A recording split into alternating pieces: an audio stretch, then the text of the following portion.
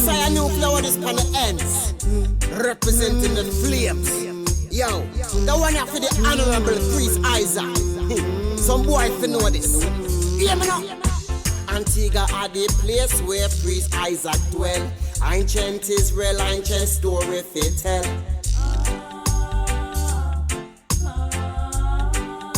Yes, yes. Up a lalibela where the monk them a dwell.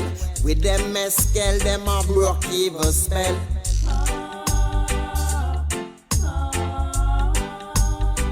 Priest Isaak is an angel. Mystic vibration is an angel.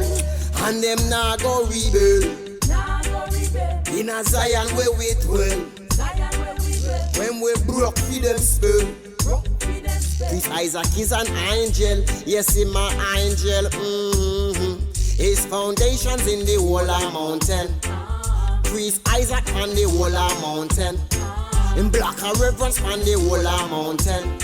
Him chant a psalm on the wall of mountain. But never hesitate for yell the king. I take a Isaro Einin. So proud yes to be an offspring. Mystic vibration of the people them a sing. Angel, mystic vibration is an angel. And them nah go rebel. In a Zion where him dwell.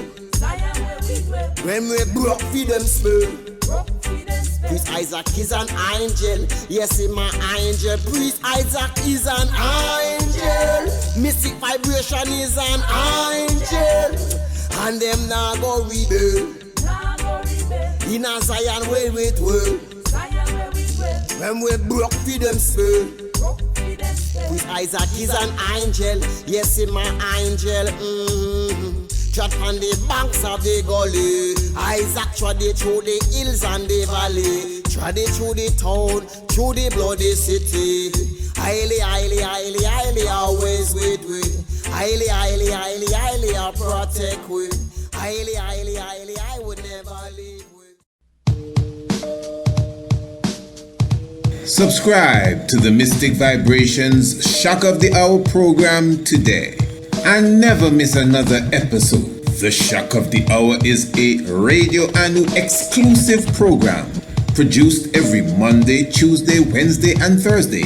By now, I am sure that you are aware that all our programs are packed with information, inspiration, mystic vibrations, as well as hot button topics. Every evening we enter into a different dimension, even if it is a part 2 of the previous program. Whether it's history or mystery, biology or philosophy, domestic affairs or the locks of your hair, the mystic vibration is sure to bring something new and interesting to the table every evening. So never miss another episode again. Subscribe to the Shock of the Hour now. And don't forget your key Swahili word of the day and your daily scientific fact. So, to subscribe, give us an email, priestisaak27@gmail.com, or call or WhatsApp us today. Area code 1268-728-3162. The Shock of the Hour. Never miss another program. And a special note to all our new subscribers. All our new subscribers will receive a special copy of the DVD documentary, full length, The Night of the Black Tiger, The Divinity of Marcus Mosiah.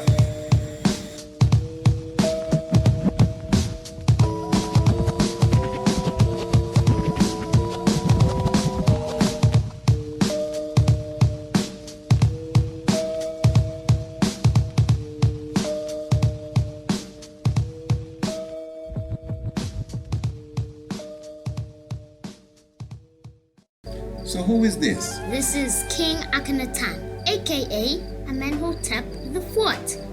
He was an ancient Egyptian pharaoh of the 18th Dynasty who ruled for 17 years and disappeared perhaps in 1336 BC or 1334 BC.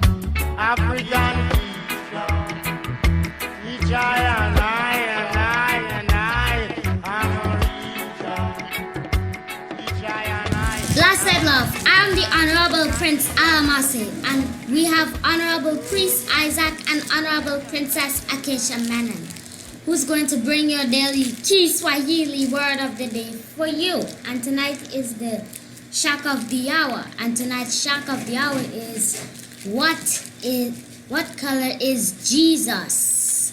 It is now time for the key Swahili word of the day. Blessed love, Princess. Blessed love. Good day to everyone. Jambo. Today, we're going to learn the numbers from 20 to 30 in Kiswahili. Let's start. 20. Ishirini. 21. Ishirini na moja. 22. ishirini na mbili. 23, ishirini na tatu.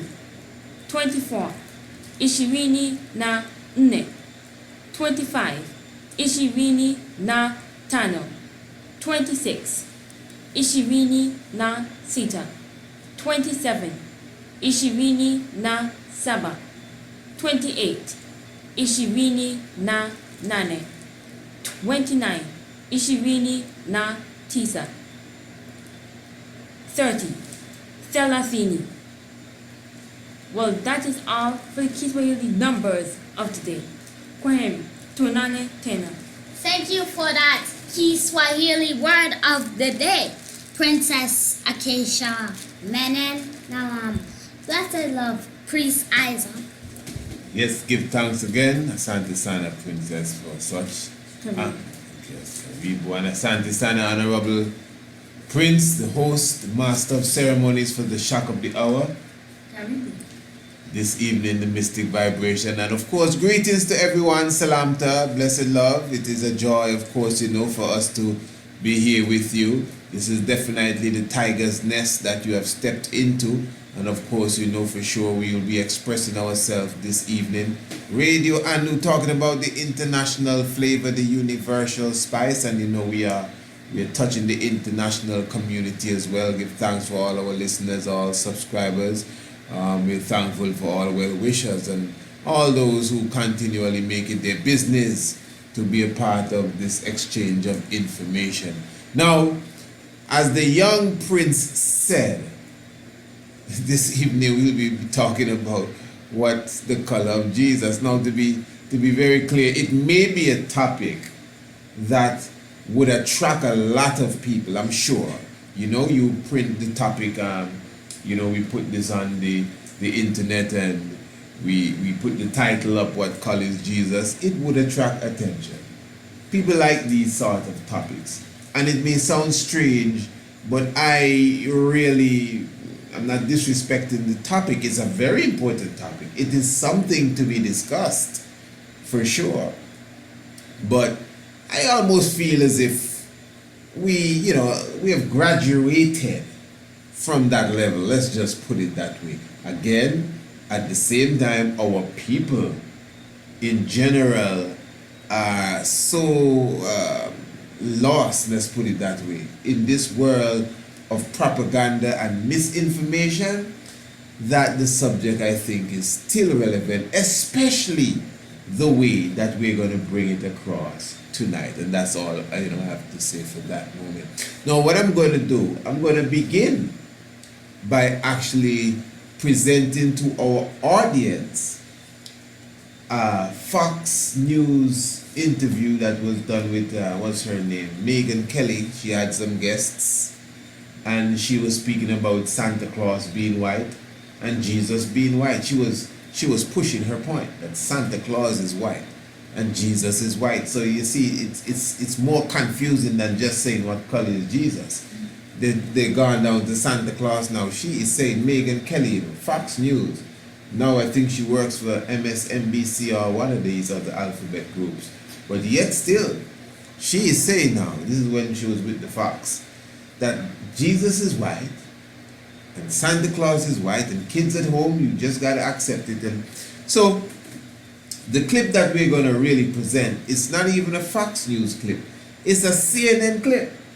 It was Don Lemon now, who had two guests of his own on his program, and he was the one that was playing the Fox News clip from Megyn Kelly when she was stressing that Jesus and Santa Fraud was white. And then now Don Lemon, he had a great laugh over the whole thing. I mean, he got some kicks out of that, and he was laughing, and you'll hear for yourself, audience. Then he came back to challenge Megyn, and he's saying that, for as far as the Jesus character, he was pushing that Jesus was not white. They don't usually say he's black, they just say he's not white. You can't get too offensive. He's a man of color. And, and they, say, he was born in the Mediterranean, and they try all sorts of ways to go around the fact that the Christ character was an African. So you got to detail this. You got to be so careful. Surgical gloves here. So anyway, after we present that, I think we're going a bit in the past, a little back to the past kind of flashback, throwback kind of business Back here. in time. Back in time. What I'm going to do, there was a special show that was done, the Donahue show. Some of us, we don't even remember the days of the Donahue show, but I'm going to bring it back. And he was also speaking of the same subject to some degree, the color of Jesus. And the clips I'm going to use from that program are basically to highlight the response that was given by the audience. And I'm going to take these two clips, Don Lemon and his little, let's just say his little jabs at Fox News, Megyn Kelly at the time, and then I'm going to go to the Donahue clips and just to feed on the reaction of the audience, which was, obviously Donahue, majority white, but I want us to get an understanding of the psychology of this subject. So this is not your regular reasoning on the color of Jesus. As I said, that has almost been played out, but we can't forget it just so, because we have a lot of people that are not even in kindergarten yet when it comes to the subject area of identifying the Jesus character and his color. And the color is just one thing, but just the Jesus character in general. Do you understand the origin of it? Do you know what you're really talking about when you bring in the Jesus conversation, and the historical aspect and the mythology of it and how it comes together, and what aspect can we see as facts and date in time, and what aspect is really esoteric. That's the next level altogether. So to be honest, I don't even want to try to beat that down tonight, because we've gone into that so many times to really break down the reality of all of that.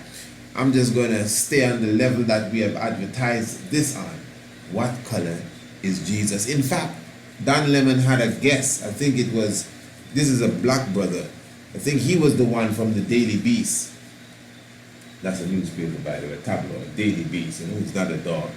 And he was making a point. You'll hear for yourself, audience. He was making this point about when he was young, Santa Claus was black. Now, I never grew up in the United States of America. In fact, the little time I spent in the United States of America, I cannot even recall myself being in the U.S. during the time of Christmas. So I cannot recall no black Santa Claus nowhere, especially coming out of the United States experience. That's the truth. That's just the truth. In the Caribbean, in Antigua, where the vast majority of us are black people, vast majority. You do see a Negro Saint Nicholas, but coming out of the American, culture, as far as me, quote unquote, growing up, I can't recall too many no black Santa Claus. What the brother was saying on Don Lemon's show is that the vast majority of black people had a black Santa Claus in the house. That may or may not be true, but I can't get away with that. I don't remember that. When it comes to Christmas and coming out of the USA, we're talking about a Christmas story. You'll shoot your eyes out. You don't know about that, eh? But anyway, don't worry your head with that. So, that is what we're going to go into. Obviously, we have some listeners too that are quick to tell you that St. Nicholas was really a black man. And King James was really a black man, and so many characters now have seemed to have become black. But we'll take our time and go into the reality of that in a few moments, So, what we're going to do, we're going to listen to the clip from CNN, Don Lemon and his Lemon Show. No disrespect, Don, I don't know what the show name is, or maybe he was just filling in Anderson 360, whatever. And he'll be speaking about Megyn Kelly. In fact, the clip begins with Megyn Kelly. Yeah, Mystic Vibration.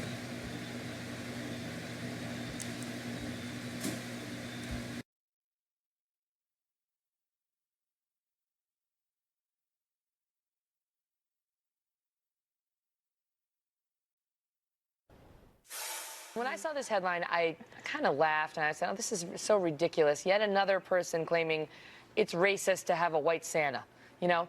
And by the way, for all you kids watching at home, Santa just is white, but this person is just arguing that maybe we should also have a black Santa. Just because it makes you feel uncomfortable doesn't mean it has to change. You know, I mean, Jesus was a white man too, but you know, it's like, he was a historical figure. I mean, that's a verifiable fact, as is Santa. I just want the kids watching to know that.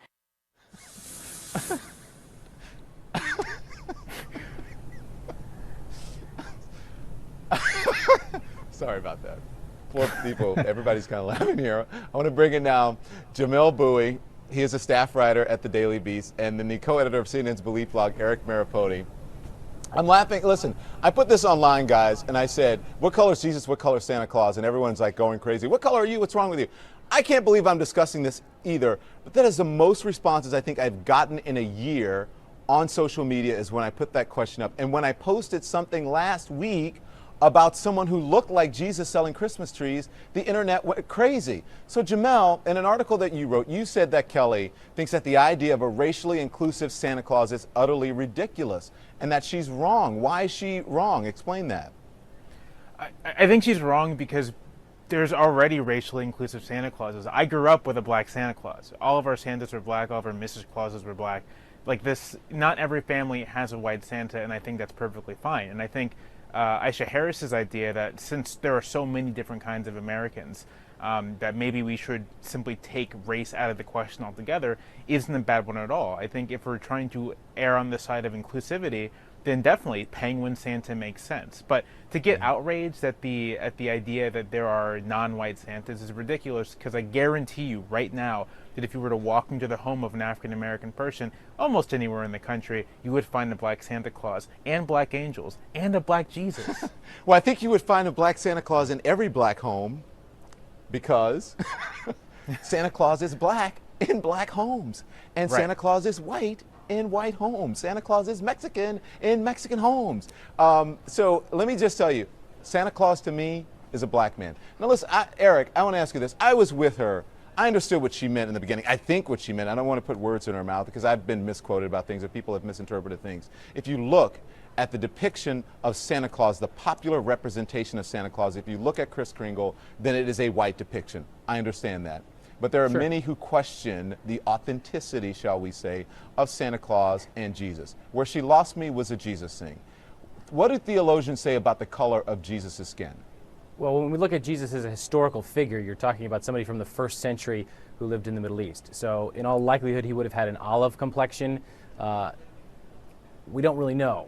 What we do know is how artists have depicted him over the years. And like you said, just like with Santa Claus, oftentimes cultures will, it's almost a mirror of who's doing the depiction as to what Jesus turns out. When you go to Jamaica, you see a Jamaican Jesus. When you go to countries in Asia, you'll often see an Asian-looking Jesus. And here in the United States and in North America and Europe, you see a very white-looking Jesus. I want to say that to Eric and Jamel. When you mentioned Jamel and Santa Claus in black families, I mean, you're talking about ornaments and pictures, but not in every black family's home that I went to as a kid that they have black Santas or black Jesus. There were some white Jesuses hanging up on the wall in black homes. As I was researching this, I was researching Santa Claus even in Africa. The traditional American depiction of Santa stands even in countries that are black. So isn't it kind of up to people to decide what their Santa and what their Jesus looks like, Jamel?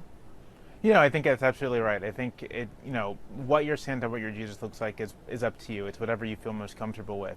I would agree that when you're talking about the historical Jesus, and Kelly during her segment, she took a moment to say that, we have historical evidence of what Jesus looked like. Yeah, he was an olive-skinned man because he was from 1st century Palestine. He likely had close-cropped dark hair and dark eyes and looked like his peers and contemporaries. And so on that, Kelly is definitely just incorrect. She's misinformed. Anyone who has studied the Bible and anyone who knows about the heritage or the roots of Jesus knows that he was a dark-skinned person and probably wasn't a white man. It's not probably was. He wasn't a white man. He was a darker persuasion. Yeah, he certainly didn't come from Jewish, right? He didn't come from Europe. He didn't come from North America. That's just not where he came from. So Jesus isn't white, and saying that is just wrong. Okay, so is correct as we continue. Yes, definitely give thanks to the life giver and the keeper of life. Of course, once again, this is the shock of the hour. And of course, what an interesting conversation there. I mean, that's Don Lemon there for you, coming from that CNN report. And as one of the participants said, he obviously would have had close crop here. And this olive color now, this thing about the olive color thing, because I'm listening to the interview, I'm listening to the conversation between Lemon and his two guests there. And of course, what Megan said now, she of course, I mean, that's on a different level altogether. Did you hear this clip we just played a moment ago? Or what we just brought to you? Did you really listen to this? Now, this is what I'm saying. You can't go too far from your people, you know. Believe me, you cannot go too far from your people. I have some people, sometimes they hit me up and say, boy, I see you just put up a video and by the time I come around, it have 10,000 views. Wow, that's great. Well, I'm happy that I could, according to what YouTube is saying, reach 10,000 views according to what Facebook is saying. Because you gotta just trust what they're saying, you know. I got 8,000 views in 2 days, 3 days, whatever. I mean, there are people that put down videos and they get 1 million viewed in an hour, you know. But as Chronic says, it's not about the likes, it's about the love or whatever, however the song goes. But no, that's not the point I'm making here, you know. No, this is a different point, you know. This is a different meditation going on here now. The point I'm making is we're not 10,000 people, you know. We are a nation of billions. The point I'm making is that as a people, the vast majority of us are on that level. That discussion you just listened to a moment ago, the vast majority of us are not even up there yet. Now remember at the beginning of the program I said that the color of Jesus, I mean, that's not a subject that you would find on the top of my list.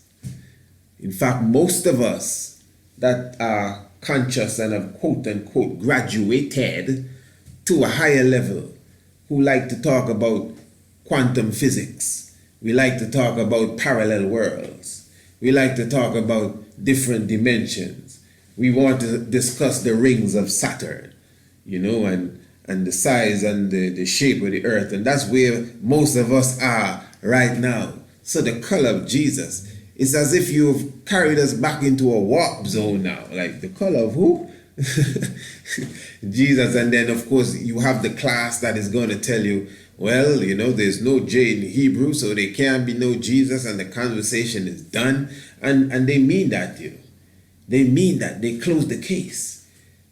Just so you know, man. Why? Because there's no J in Hebrew, so forget about it. Conversation is done. But hold on, take it easy.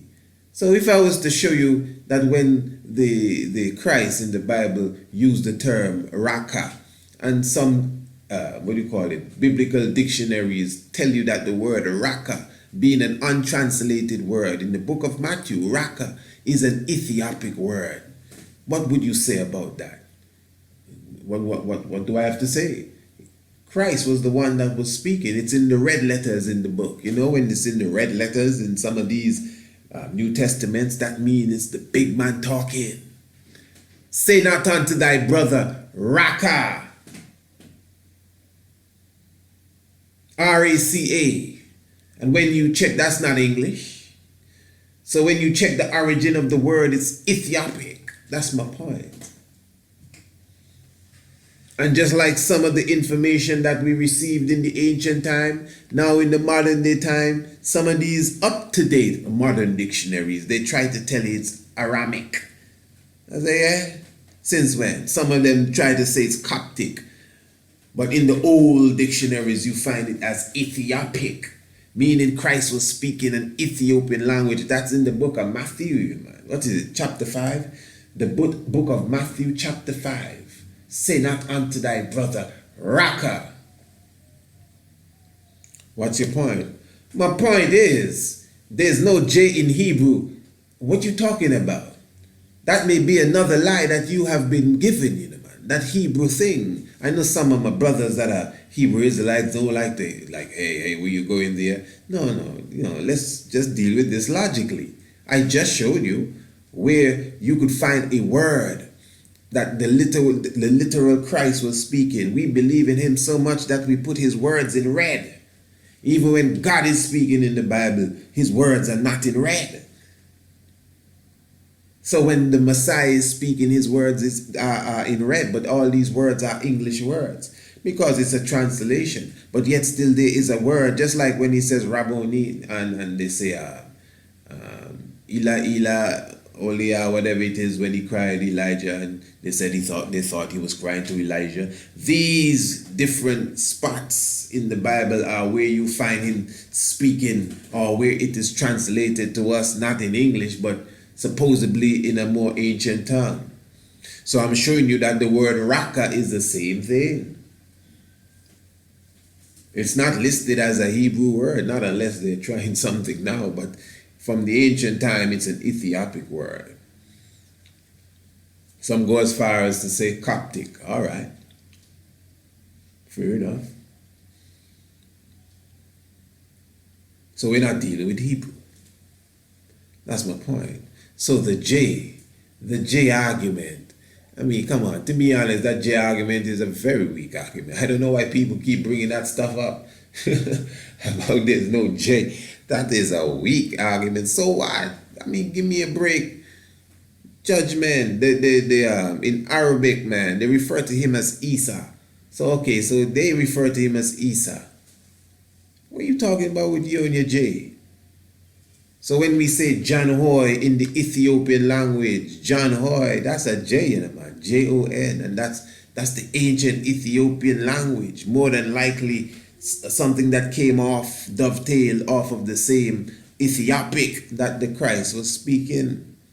John Hoy with a J. So if Hebrew don't have no J, that's between you and Hebrew. You see, because we are religious, no disrespect, but it's just the fact. It is a religious mind that will tell you Hebrew is the first language. Let's not play around. Anybody that would tell you that Hebrew is the oldest language, they have to be religious. I think I'm correct with this. You would not find anyone that's not grounded in the religion, like a belief, like this is what the belief saying, you don't even want to question it, that would tell you that Hebrew is the first language, especially if they do any level of studying. Go and seek them out. You understand? So there's, outside of belief, there's nothing too heavy to prove that Hebrew is the first language. Yes, I know we can go into, remember I've taken my time to cover this in other programs, Hebrew, in the ancient Hebrew, is even older than they tell us it is outside of the first language talk. I mean, in their science. You can find even in India, a specific people that is speaking that ancient tongue from a very, very long time. Remember, all of this is still the African tongue, so it's no disrespect to Hebrew, please don't get me wrong. It's not a disrespect to Hebrew, the ancient Hebrew at all, or Aramaic, the Syriac script, none of these things, because we all know the origin of them. Again, we've covered this. There's a documentary I did on YouTube speaking of the origin of civilization, where I kind of broke down how the languages came about, even from the ancient Medu-Neter and even prior to that, and how it came down into the demonic and the heretic and the Coptic and the different tongues, the Phoenician script and the different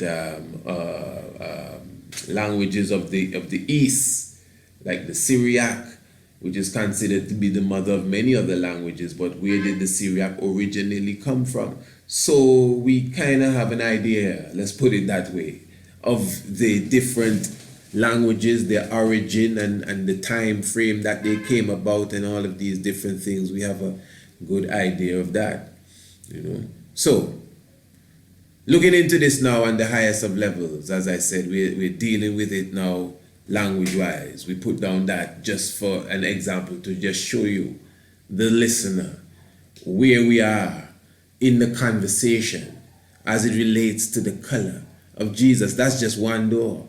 That is just one door. There's another door where we go into now myth and reality, and what is myth and what is reality, you know. That is why many people will even argue about the whole concept of the 16 crucified saviors, etc. But anyway, I did not plan to go that deep. I just want to keep it on the level now of where our people are, the vast majority of them. Sometimes you have to take them from that level before you bring them to this level. And that is just the reality of it. So this conversation, to me, should not even be taking place. Listen to how they have it, you know. Santa Claus and Jesus. I wonder if you got that. Some of us, we missed that, you know, man. Megan was speaking about Santa Claus and Jesus. And she said, little kids at home, listen to me. As if she's playing the mother role now. She's the boss. Hear me out. Listen to me. Santa Claus is white. This is what she said. Listen to it again. Santa Claus is white. And Jesus is white. And she had a panel. You didn't really hear none of them speak, but she had a panel of three other individuals. Everybody was Caucasian there. Don Lemon's panel, he had two individuals there. One was black and one was white, and the Don was black as well, a black man. So I'm saying now that Megan was saying to her guests and to the audience, really, you know, I mean, it's just a fact. Jesus is white. I mean, why change it? And I was like, what? You know what I mean? And Santa Claus is white too. I said, okay. Now this is a serious thing. What do we have here? We have, this is what we're supposed to get from this, you know, or gather from this, I should say. We're speaking of a fictitious character and a literal character. Santa Claus and Jesus. And according to Megan, both of them are white. Hold on, Priest Isaac. You just said we're speaking of a fictitious character, yes, and a literal character, yes. At least this is what we're supposed to gather. So which one is the fictitious character? And which one is the literal character? Now, this is serious. You gotta understand this kind of conversation, you know, going on here. As I said, most of our people, we are, what's the word? We're still enslaved. You know, we're definitely religiously enslaved. The vast majority of us, even those of us who say we drop quote unquote Christianity, we definitely still carry a lot of the tenets of it.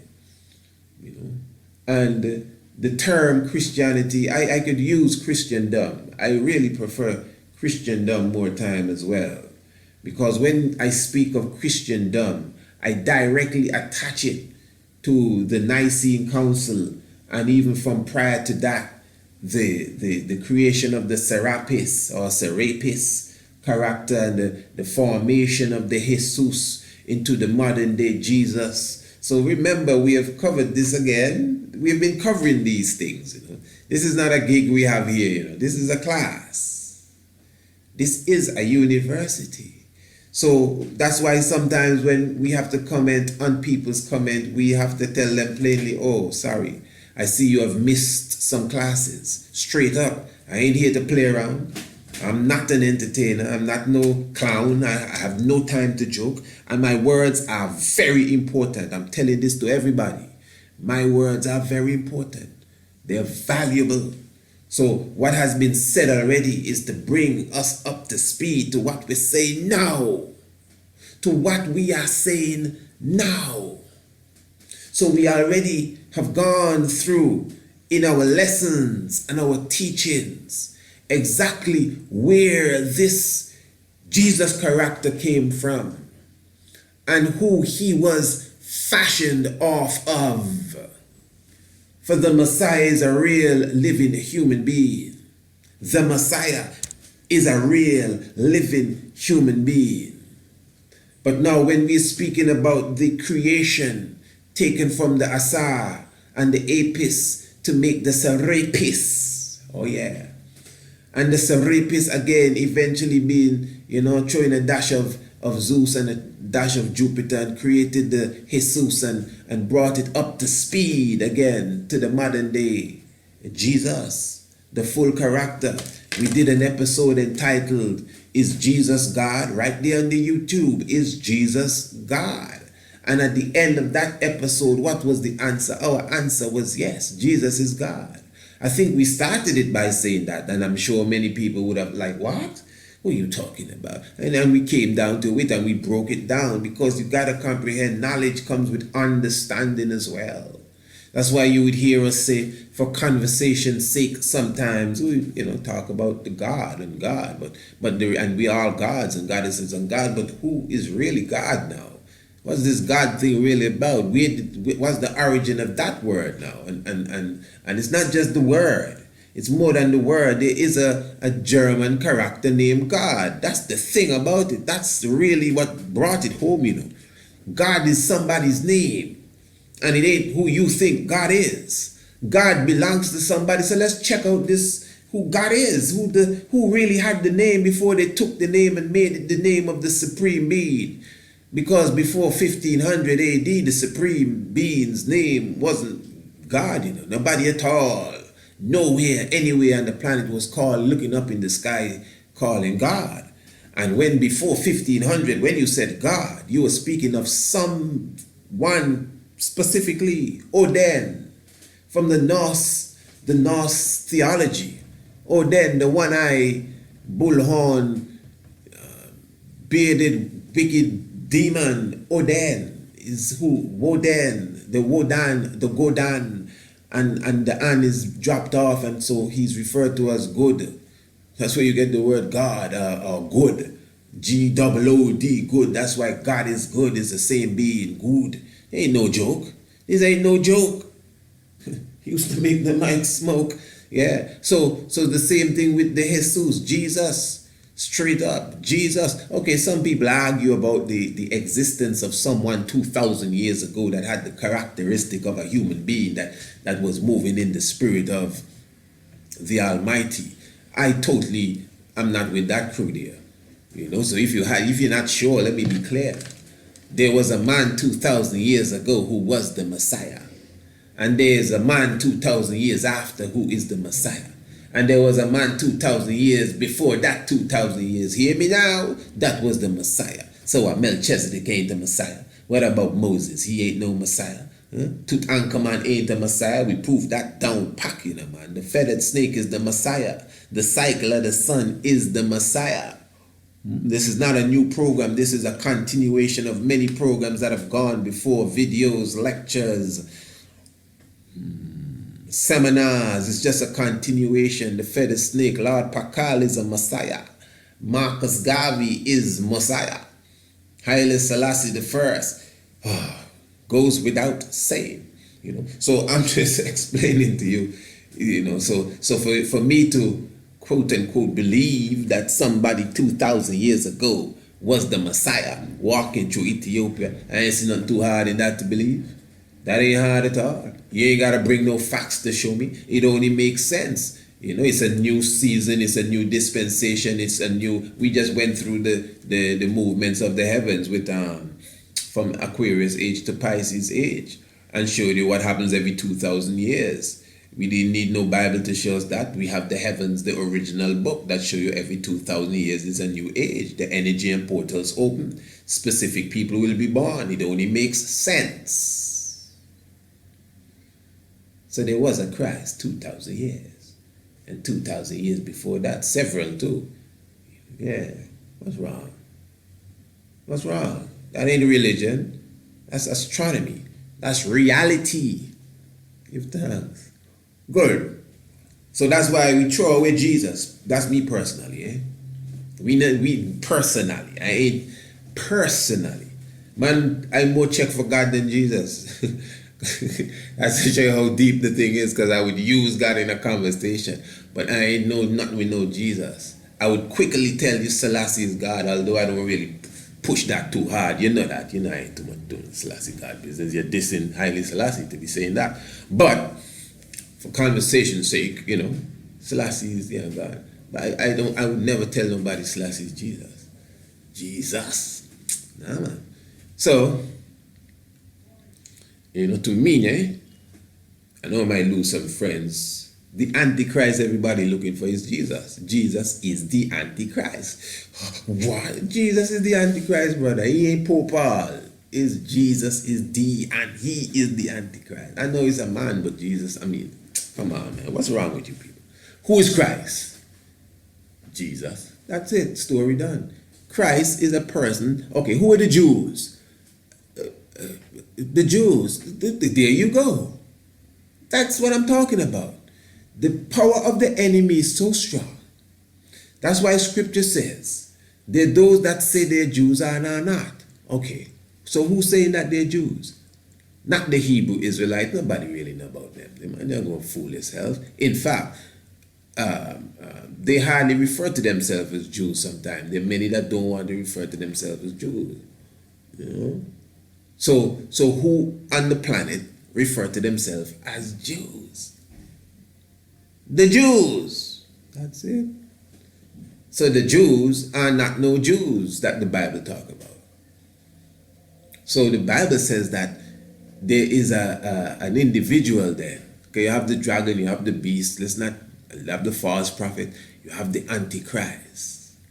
There is a figure that shall fool the world and let the world believe that he is Christ. He's the Antichrist. Now people looking for all kind of people and pointing and this and say this is the Antichrist and that's the Antichrist and this is the Antichrist. So who's Christ? Jesus. Well, there you go. And he ain't no Christ, so isn't he an Antichrist? And he's the biggest of all the Antichrists. Don't be ramping with me. Jesus is the Antichrist. Yeah. And if anybody listening to me, and you were listening to me from the time I started to speak after the clip that we dropped there, and you are upset, something wrong with you. You didn't hear nothing I said properly there, man. You weren't listening good. You weren't listening good. One's like to challenge, prove that he was born in a cave in Ethiopia. Wait, you prove that he was born in a manger in Bethlehem then, the man? I just proved in Matthew chapter 5 he was speaking Ethiopic language. What are you talking about? Where you learn that from? Ethiopia. I just proved that. Jesus was born somewhere else. The point is, man, there's two different people. You cannot run from that. Jesus is white. That's another one of my philosophy. Jesus is white. They ain't got no black Jesus. I'm not into the black Jesus stuff. Jesus is white. That's like saying Mickey Mouse is a bird. No, Mickey Mouse is a mouse. He's not even a mouse. It's a fictitious character, but it is a mouse. Same thing for Jesus. It's a fictitious character. Jesus ain't real. Jesus is a fictitious character. Straight up.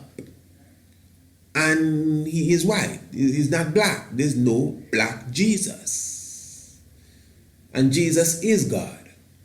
Oh, then, it's the same thing. Straight up. Come on. That's what you got to learn to think like that, else you'll be in problems. You'll be in problems. So that's why sometimes we can come down to a level and just converse. But this is where we are in our mind. Jesus is a fictitious character. This has nothing to do with J. This ain't got nothing to do with whatever letter was in what language. Even if there was J in everything. And J is an ancient sound. Whether you left out the letter in your language, don't blame us. But J, what are you talking about? So the point is that Jesus is a Caucasian. Jesus ain't black. That's number one. Santa Claus now. Because keep in mind, again, let's come back to the Jesus quickly. You got to separate that figure from the Christ figure that we're speaking 2,000 years ago. They were born in two different places.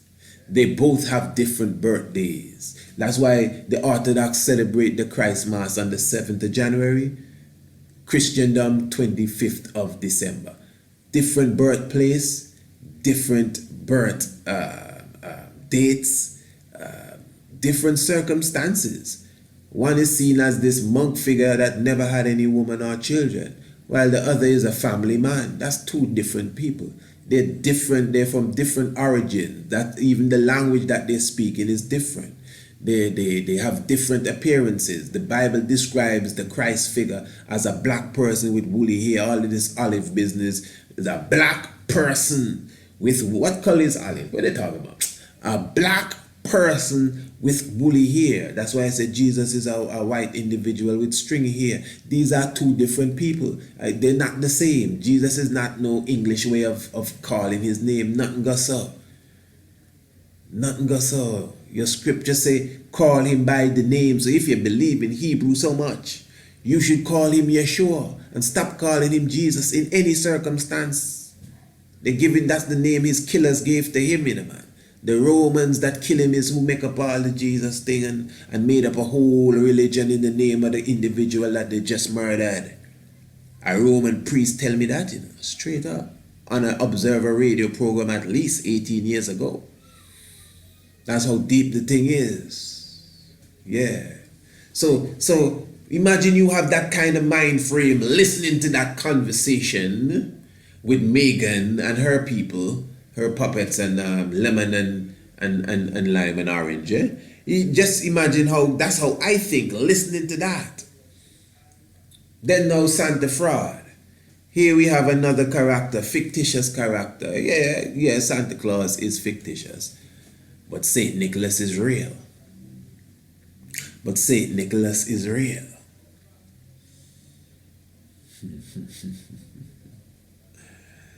And St. Nicholas now, remember even when we did the Santa Claus massacre, that's on YouTube as well. Check it out.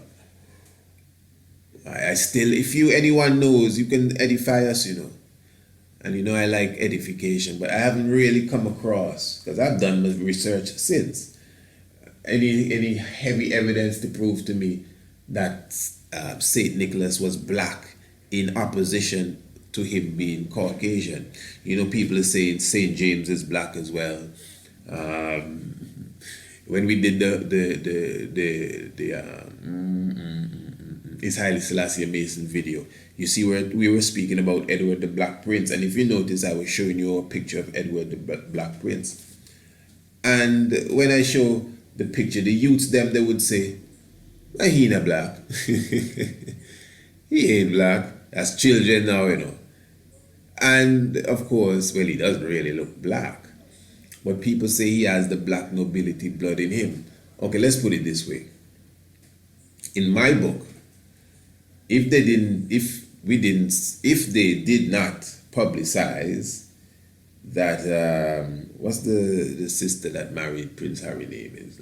I can't remember. Wait, isn't it Meghan too? Or something like that. Well, anyway, the Prince Harry's wife, interesting. Prince Harry's wife, they're calling her Charlotte, the Black Queen, the Black Princess. Queen Charlotte, Princess Charlotte, because of, well, her mother is obviously black. I mean, everyone saw her mother at the wedding, yeah. Weren't you there? Yeah, so her mommy is black. Enough respect to mommy, you know, don't feel no way. She's a black woman. Okay. Now, if I didn't know all of that, and I just saw the Megan and me again, I may be under a rock to you, but I never knew about her until all of the wedding stuff. I don't know her.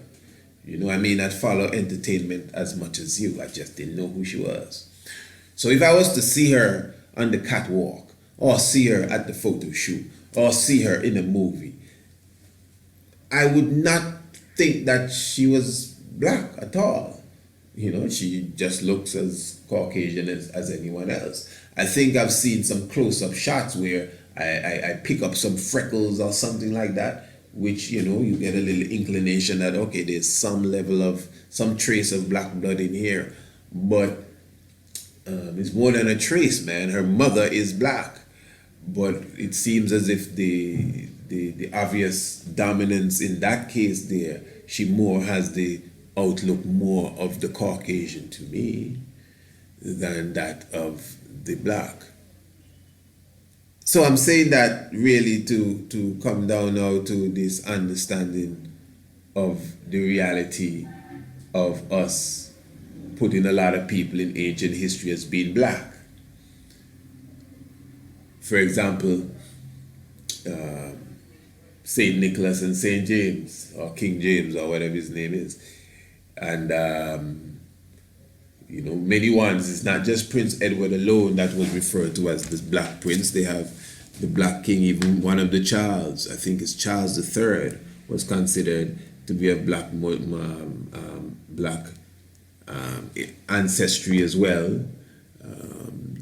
Some of the U.S. presidents as well considered to be the same Abraham Lincoln, and I think it was, if it's not Frederick Douglass, pardon me, that's not a president. I think it's Jefferson, if I'm not mistaken, although he was one that had children from his black mistress as well. You'd want to call her a slave. So the black thing is a technical thing, but sometimes we tend to want to put a little more black than is really there, because I haven't really gotten any strong evidence to say that St. Nicholas was black. I've come across some pictures of him, a few pictures of him being portrayed as being black, but obviously there are many other pictures of him being portrayed as being white. Now, what is unique about that part of it with the picture part, let us be very clear that when it comes to these ancient pictures, they're not photos. So let us take Ethiopia, for example. We would argue that Christ is black, right? Okay, Christ is black. We would argue that. How you can prove that? Even the ancient Ethiopians painted him black. Fair enough. Now, when you look at the different pictures of the ancient Ethiopian pictures of Christ, they don't all look the same. Sometimes the Christ has a totally different feature than the other picture. Sometimes the Christ has an afro, sometimes he has a locks, pardon me. And this is in ancient Ethiopia.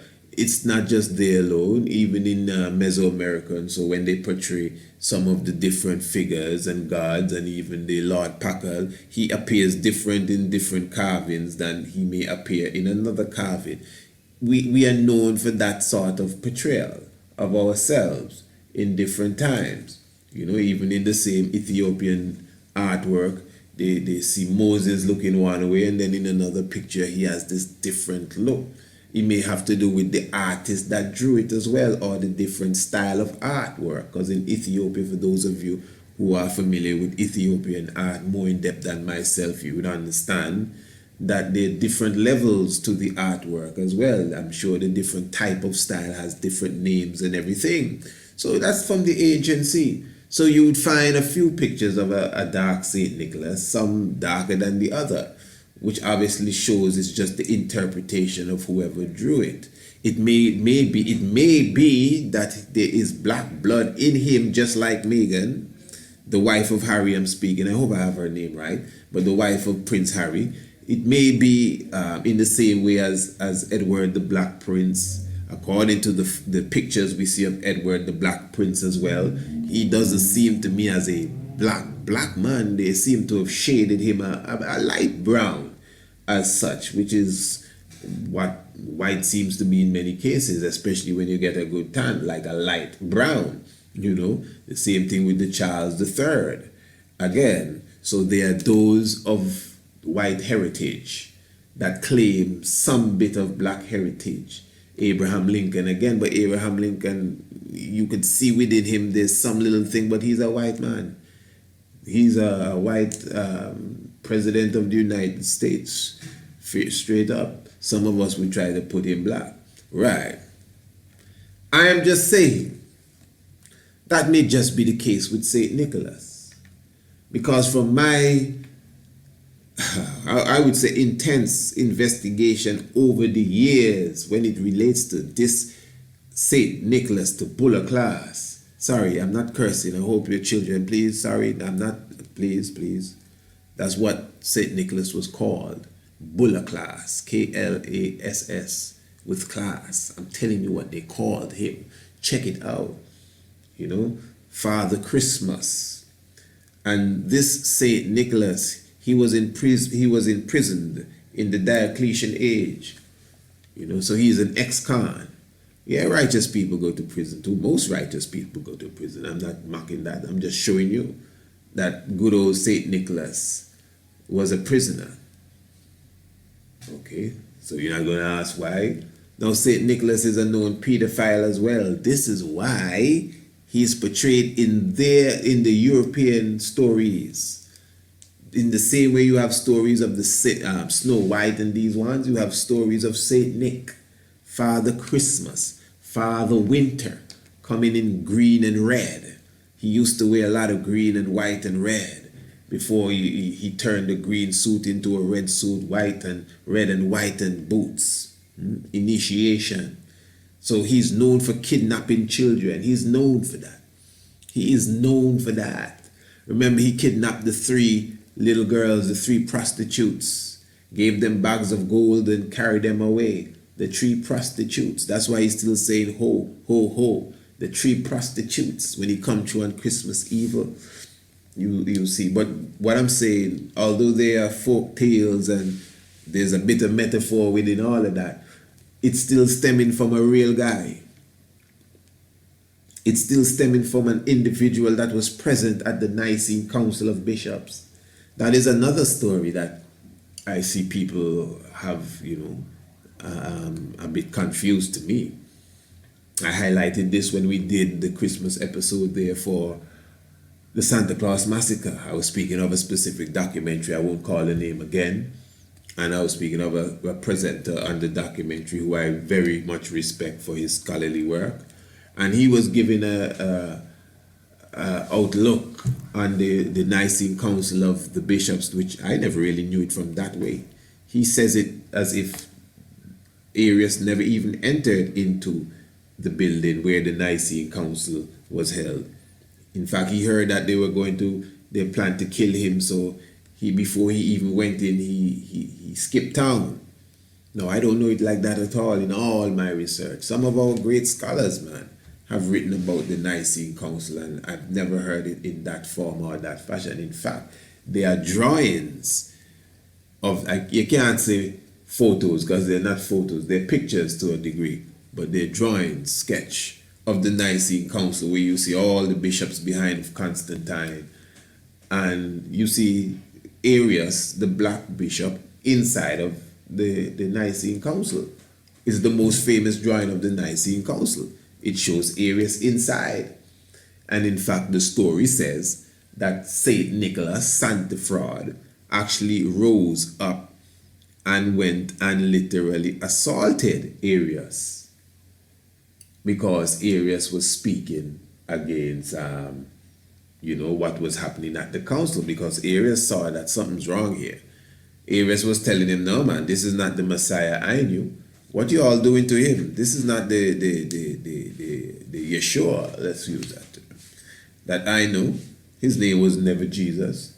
What you saying? No, he was never born where you're trying to tell us. Because remember, these councils, not just the Nicene Council, the Council of Ephesus and the Chaldean Council and these different councils, these were the time where the Bible as we know it, the collection of books were chosen, and some sacred books that the ancient ones, the Essenes and the Sakari and the Gnostics, some of their special books and scrolls and papyri that they would always study from, these were discarded by the new Christendom empire that was being built. And even the main characters, not just the main character, but the main characters of the history of these people were conscried and manipulated and whitewashed and renamed, and new philosophies were risen up, and out came a new set of people altogether. You see what I'm saying? So Arius was not for that. He said, no, man, I can't go with this. And St. Nicholas rose up and assaulted Arius. They recite this every year during the time of December in the Roman church. They recite it, they praise. It's called St. Nicholas Day. And they praise St. Nicholas for assaulting the miscreant or the apostate, which is areas that they're speaking of. Can you imagine that? So that's the history I know. And I'm being very clear, that's the history I know. So St. Nicholas in my book is a Caucasian. Santa Fraud, same thing, because it's the same person. Ho, ho, ho. Red and white. Blood and milk. Valentine's Day. Red and white. Arrows through your heart. Blood and milk. Real illuminate Freemasonry. Red and white. That's why they come looking for children, talking about they bringing gifts. He's a robber. Huh? Coming down chimney looking for cookies and milk. Red and white. Blood and milk. Cookies and milk. Your cookies is your young children, and the milk is the milk because they're babies. That's the day of blood and milk, the 14th of February. Yeah, in the ancient time, the slaughter of babies in Rome. Just telling you how it go. So this conversation, as I said, it's deeper than even how it sounded there. And then even Don Lemon and his crew now, when the brother was saying, hey, listen, man, we have black Jesuses. When I was growing up, not black Jesus, black Santa Claus in every house. And I don't know about that. I don't know about that for sure. We ain't got no black Santa Claus in no house around here.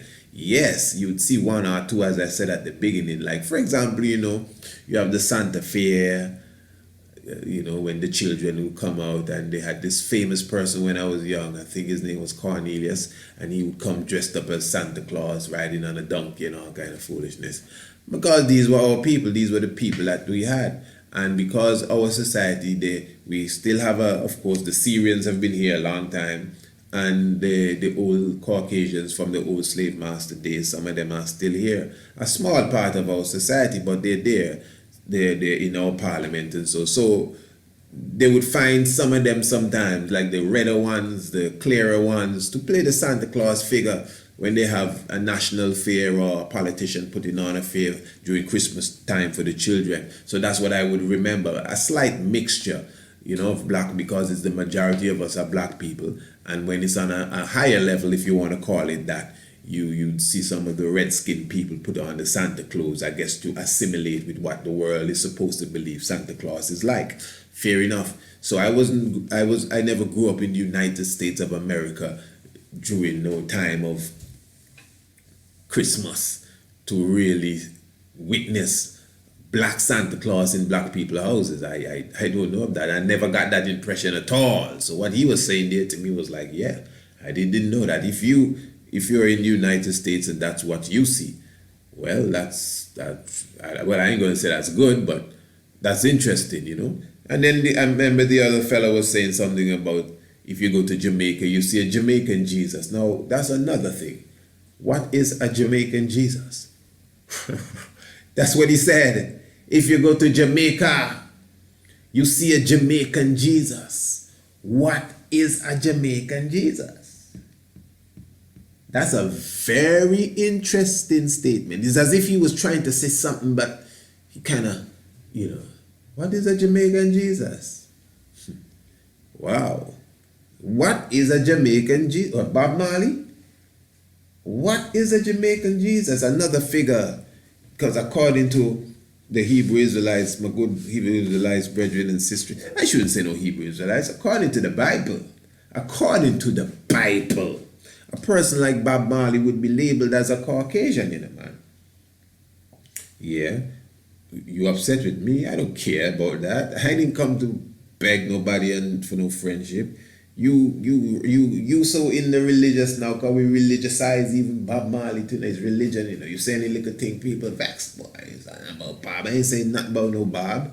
I'm just telling you that according to the Bible, the seed of the man is what determines what the child is. What's wrong? That's why we, in our culture, at least the culture that we're in, when people get married, the woman takes on the name of the man and the children takes on the name of the man. They don't take on the woman's name.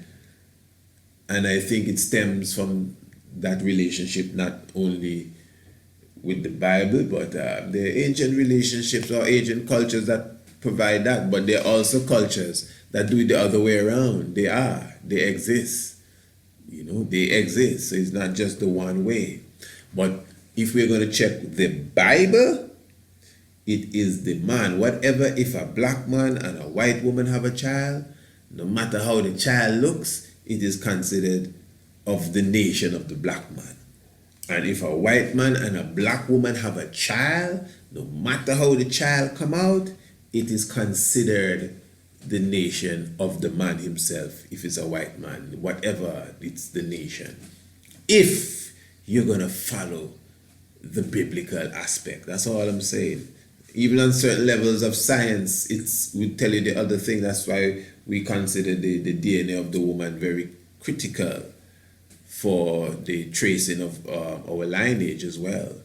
So that is very, very key, the DNA of the woman. So if we break it down and sit on it properly, that might even contradict with what is being said from the scripture. But these are conversations that have to be had as well, for sure. So I'm just saying all that. I don't even know how all that came in, but the Jamaican Jesus. What is the Jamaican Jesus? Anyway, the time is really gone there. It was a nice conversation, but I have to give you a little more because I promised that I was going to where is it? Okay, this is a bit of Phil Donahue from the 80s. So it's very scratchy. You have a little, and this is where he had the actor. What's the actor's name again? It's gonna come to me. Blair Underwood. Blair Underwood is on here with Phil Donahue, and they're talking about is Jesus black? So I'm just gonna join it somewhere in the middle of the program. What's his name? Blair Underwood. He did a movie. A short film, about 30 minutes, during this same time in the 80s, or if it's the 80s or 90s. And what he did, he portrayed himself as a black Jesus. So the conversation is here. It's going to get a little heated to some degree, but I'm really concentrating on the response of the people, the vast majority of the people that responded, at least the little that I'm going to bring to you. I can't really bring so much because the time is on me here. White people. But I just want you to listen, whether white or not, because there are a lot of black people that think the same way. I just want you to gather how we as a people think. The mind frame that we're in. I'm more thinking of the psychology of us as a people. The psychology. The state of our psychology. Listen to me, the state of our psychology is what I'm penetrating. The state of our psychology. Just keep in mind all what I just said a while ago and try to couple it with the response you're going to hear right now as it relates to the call of Jesus. Now, as I say, it's a bit low and scratchy, but work with us now, please. And culture than some black people. You say, well, this white guy, he's black. He's a brother. Thirdly, when we talk about blackness, it's defined by your ancestral lineage, your genealogical line. If you go to the genealogical line of Jesus, there are people of color throughout his lineage completely. And the thing is, before anybody can take issue with this film or with this entire issue, and it's not a novel idea, the significance of this film is it's never been on camera. A black Jesus has never been on camera. Right. Certainly not a crucifixion. So it's been there. And it's important to establish that because of all the things you said. We talked about the justice system.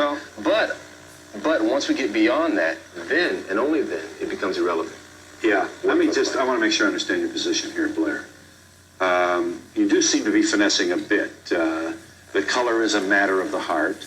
And you're right, there are white people who have been so very, very exemplary in their continued effort to ensure that the civil rights of all people are protected. Mm-hmm. That people of color, minorities, have started to refer to them as brother or sister. Great. But they're still white.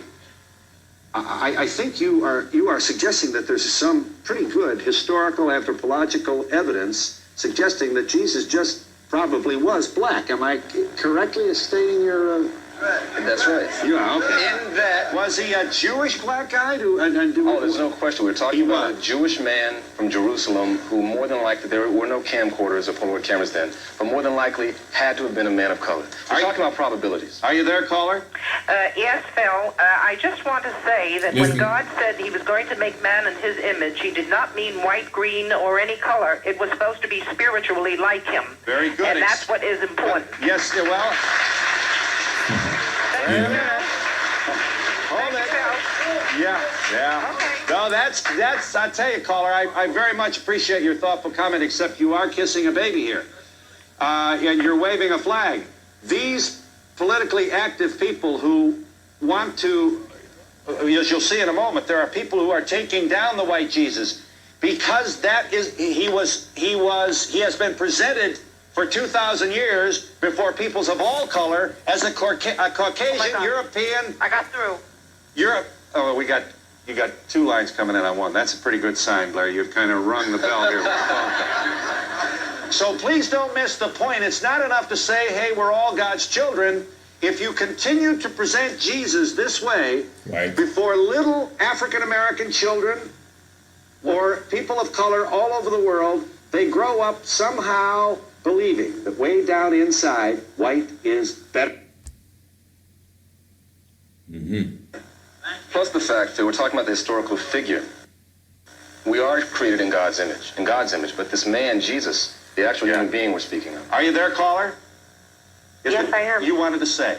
Yeah, I wanted to say I'm a 32-year-old white female who was raised Catholic, and I just have to say that no matter if Jesus is black, white, green, red, I believe in the supreme being, and I think that's what we all have to look at.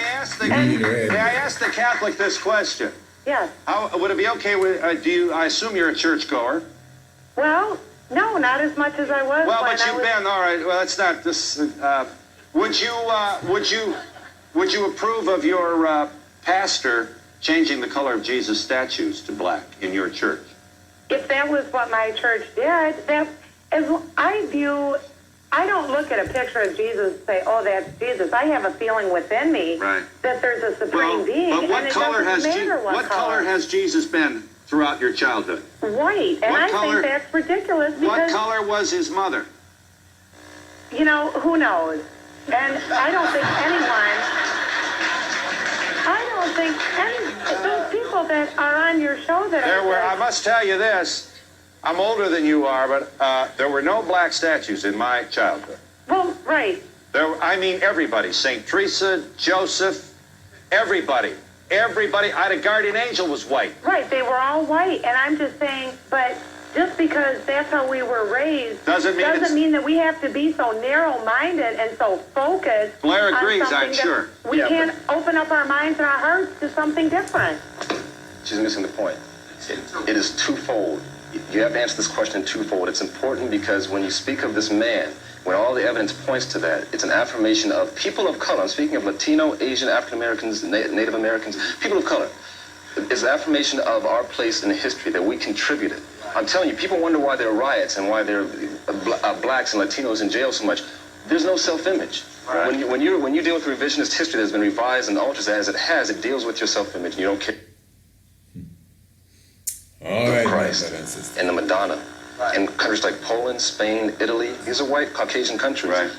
Worship a black Madonna and a black Jesus. These images were altered and changed. Are you there, caller? Hi. Hi, Donahue. Hi. I'm calling from Pennsylvania, and I'm a white female, and I don't see where there's any difference in whether or not Jesus is black, just like the first caller. First, I'd like to commend Blair Underwood for the relevance of what this is bringing out to the surface. In these day and ages, people need to get beyond the color factor. Yes. Who we pray to does not matter. We were created in his image. If I go to heaven, I might see him as white. If someone else goes to heaven, they might see him as black. Who do we know what we're going to perceive him as? Well, except that we are left to at least leave the door open for at least an inquiry, as Mr. Underwood has already offered us with his film titled The Second Coming. I agree. If we accept the humanity of Jesus, that Jesus was a human being who happened to be divine, and that is traditional Christian doctrine, then we have to deal with his ethnicity. And that's what Blair is doing. I'm glad you called, Pennsylvania. Are you there? You had a brief comment. Go ahead. Yes, I would like to say that, number one, yes, Jesus Christ was a black man. Jesus Christ was from the Mediterranean region. And if you were to read in your Bible, it will tell you that he had matted hair and webbed feet. White people always said that Christ, black people had webbed feet. But that's not the issue here. The issue is, look to the true facts. Right. Over in the Mediterranean, people were of dark skin. You know this Revelations? All right, my brothers and sisters, let me just see if I give you one more little clip. Whose hand did I see? Yes, you wanted to say. The Reverend that was shown on the TV, Yeah. I think that was as bad as what Sinead O'Connor did when she ripped up the Pope's You don't think picture. Sinead O'Connor should have ripped up the picture of the Pope, and you don't think he should But be? what he did was 20 times worse, and I Yes. haven't heard a word about what he Yes. did. Uh-oh. Yes, I would just like to say that Deuteronomy tell you you're not supposed to use these images anyhow. Read your Bible. Yes, Jesus was black, and he's coming back again. He wants you to get your act together. Kane Hope Felder, thank you. Thank you. Praise the Lord. I don't want the Lord to... Yeah. First of all, I want to commend you, brother, Truth. The spiritual significance of Jesus Christ is that African Americans have suffered from institutional racism, which diminishes their spiritual and cultural self-esteem because of the color of Christ. And that should not go unnoticed. Commend you, brother. Bless you. These young people have been asked to be with us. Some not so young people. You just might be older than the host here.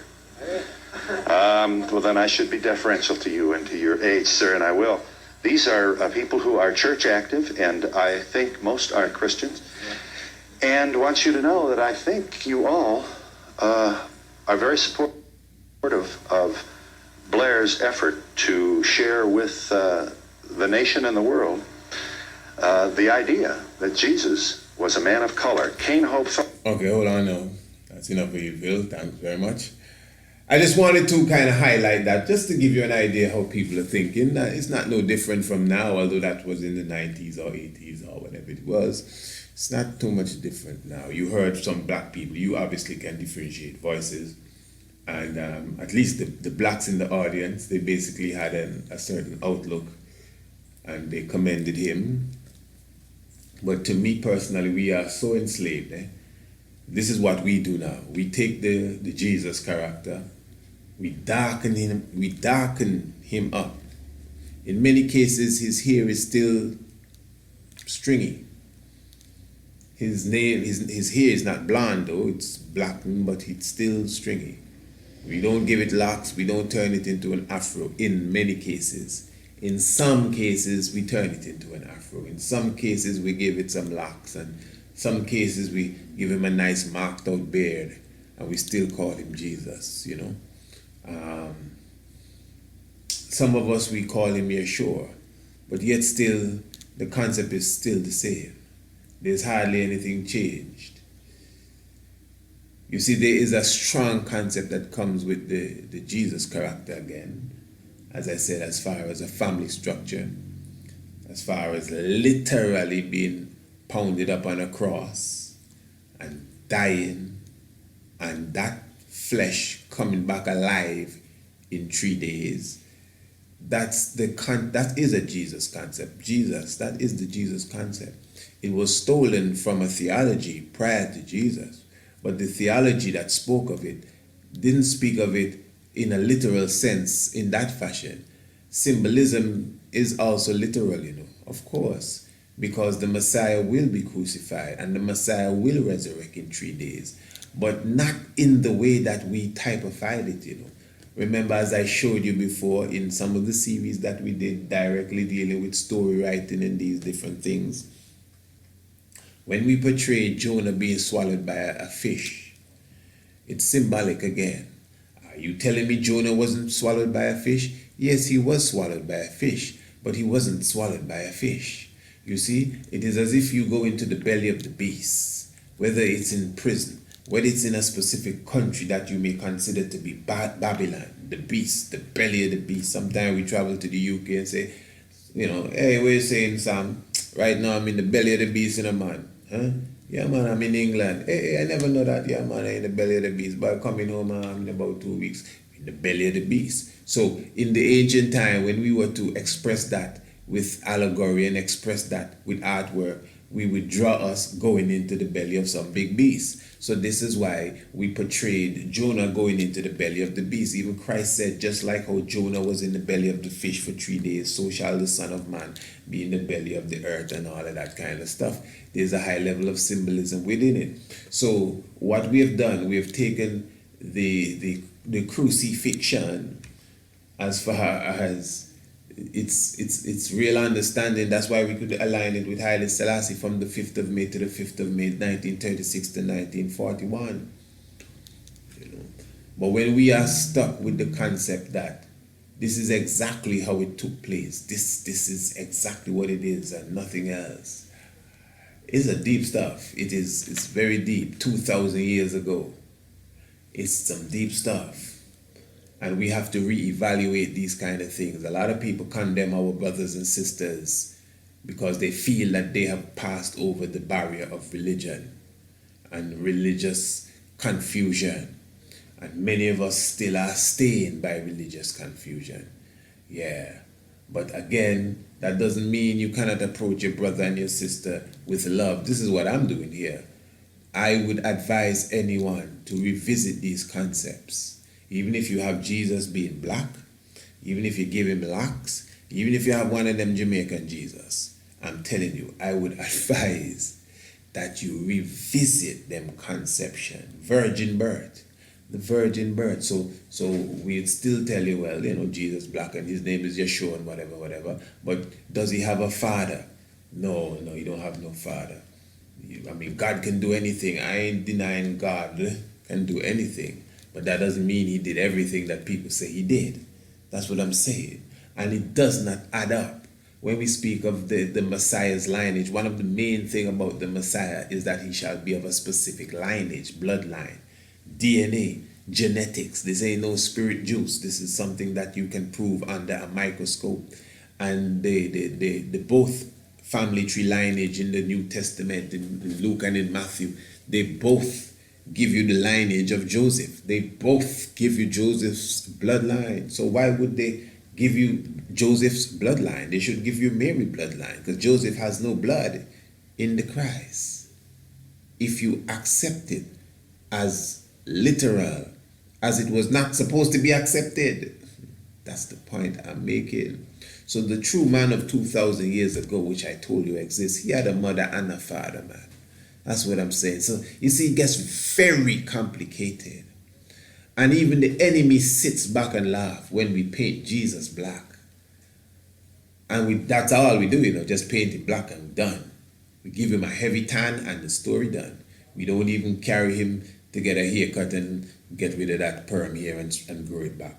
You know, and even when we do that, and even when we give him some locks, and even when we change his name, we're still following the same Sunday school narrative. Nothing at all change. Just the color, just the hairdo, just the name, but the essence of the new Yeshua that we create is the same Jesus that they've been giving us for so long. So nothing really different. That's why I tell you there ain't no black Jesus. If you create a black Jesus, man, that ain't gonna help you at all. That's the point that I'm making. So this discussion, as simple as it may be, about the color of Jesus is deeper than we think. Much deeper than we think. And that is why when we think we have surpassed this, and we now on the higher level, we're dealing with genetics and aborigines and haplogroups. That's where we on, and B1, C1, and we gone to some level now, and serious and Big Bang. We forget the little man that is struggling with his psychology, struggling with the enslavement of a people, and not just the memory of it, you know, but the actual happening of it now. That conceptually still lost, still confused about the color of Jesus, and hear this to make it worse, the color of Santa Claus. Judgment. Yeah, King Emmanuel I, Selassie I, Jah, Rastafari. Time well spent. If you know your Bible, obviously. Subscribe to the Mystic Vibrations Shock of the Hour program today and never miss another episode. The Shock of the Hour is a Radio Anu exclusive program produced every Monday, Tuesday, Wednesday, and Thursday. By now, I am sure that you are aware that all our programs are packed with information, inspiration, mystic vibrations, as well as hot button topics. Every evening we enter into a different dimension, even if it is a part 2 of the previous program, whether it's history or mystery, biology or philosophy, domestic affairs or the locks of your hair.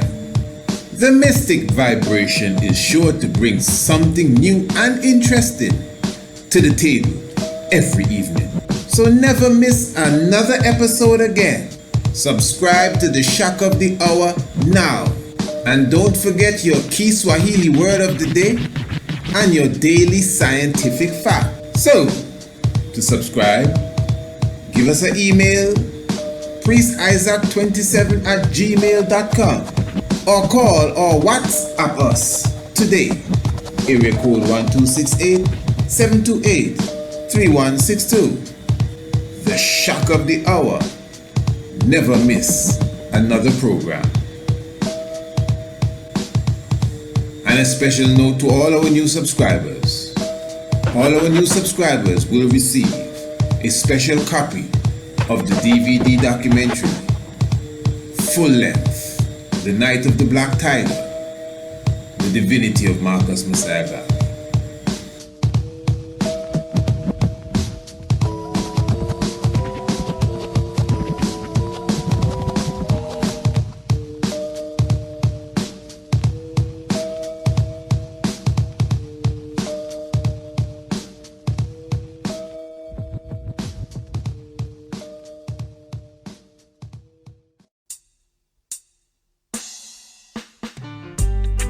Yes, I a new flower this on the ends, representing the flames. Yo, the one after the honorable priest Isaak. Some boy fi know this. Hear me now. Antigua are the place where priest Isaak dwell. Ancient Israel, ancient story fi tell.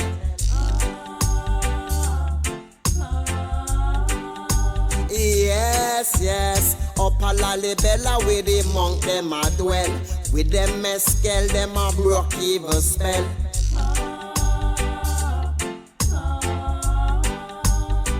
Priest Isaak is an angel. Mystic vibration is an angel. And them nah go rebel. In a Zion where we dwell. When we broke for them spell. Priest Isaak is an angel. Yes, he's my angel. His foundations in the whole mountain. Priest Isaak on the whole mountain. Him black a reverence on the whole mountain. Him chant a psalm on the whole mountain. But never hesitate for yell the king.